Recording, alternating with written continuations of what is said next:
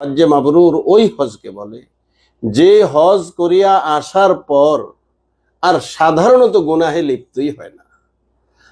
হজের আগে সে গুনাহে লিপ্ত হতো, প্রায়শই লিপ্ত হতো, কিন্তু হজের তাসির এমন হয়েছে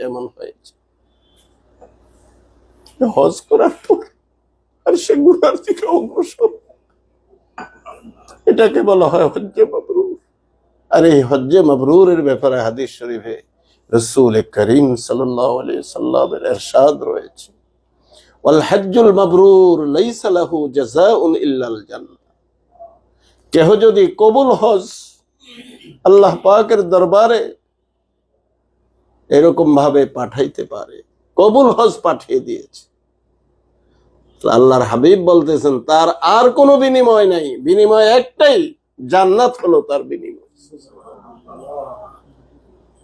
এই জন্যে আমরা হজ করতে যাচ্ছি, সত্যি সত্যি অন্তর থেকে এই ধরনের একটা ধারণা আনব যে আমার দ্বারা যাতে হজ করতে গিয়েও গুনাহ সংগঠিত না হয়, হজের থেকে আসার পরেও গুনাহ সংগঠিত না, দুনিয়ার প্রতি লালসা যাতে আমার থেকে একটু কমে যায়। কেননা মৃত্যু আমাকে যে কোনো মুহূর্তে আঘাত আনতে পারে।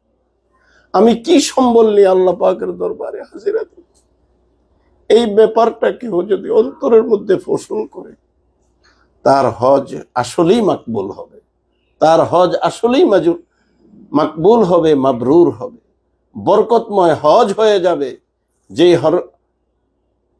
হজের মাধ্যমে বেহেশত পাওয়া যাবে আল্লাহ পাকের পক্ষ থেকে বিশেষভাবে।